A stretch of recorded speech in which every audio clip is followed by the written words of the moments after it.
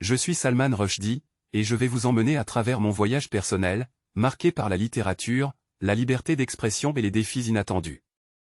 Mon histoire est celle d'un écrivain qui a été confronté à l'adversité de manière inattendue et qui a continué à écrire malgré les menaces et les obstacles. Asseyez-vous, et laissez-moi vous raconter mon histoire.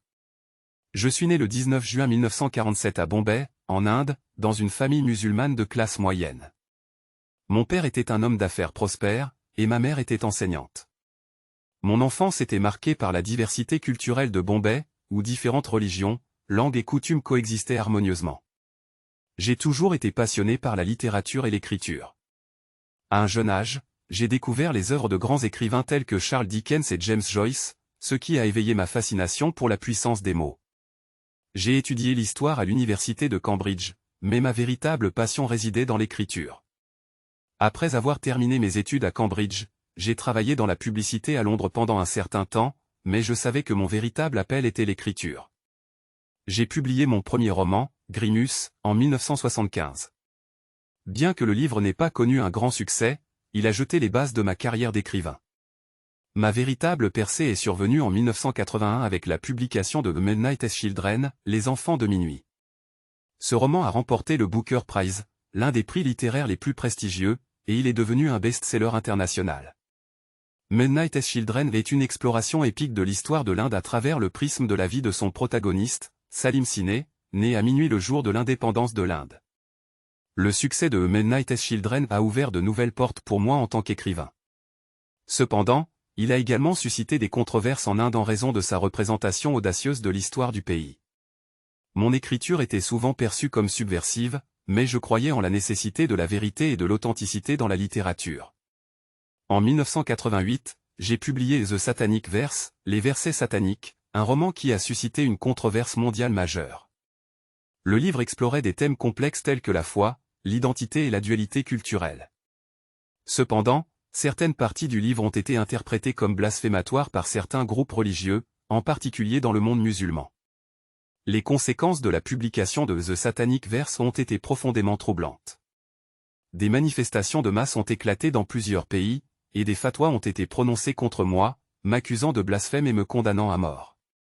Ma vie a été soudainement bouleversée, et j'ai été contraint de vivre dans la clandestinité pour ma sécurité. Pendant près de 10 ans, j'ai vécu sous la menace constante de la fatwa.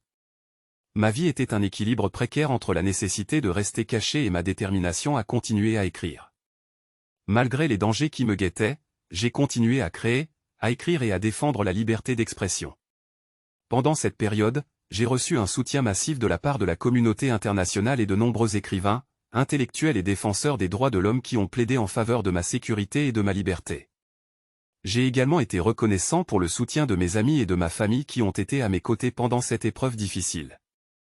En 1998, après de nombreuses années de clandestinité et d'incertitude, l'Iran a officiellement retiré la fatwa, bien que les menaces contre moi n'aient pas complètement disparu.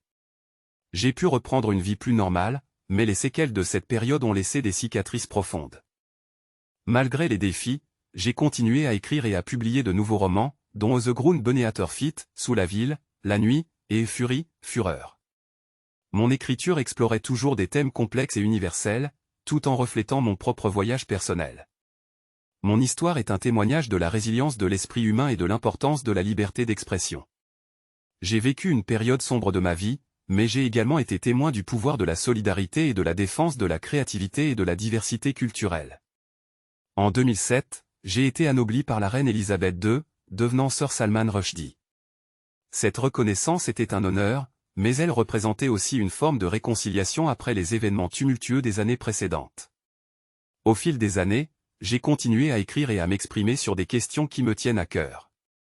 J'ai plaidé pour la liberté d'expression et pour la nécessité de laisser la littérature explorer les territoires complexes de la foi, de la culture et de l'identité. Ma vie a été marquée par des hauts et des bas, mais je reste déterminé à poursuivre ma passion pour l'écriture et à utiliser ma voix pour défendre les principes qui me tiennent à cœur.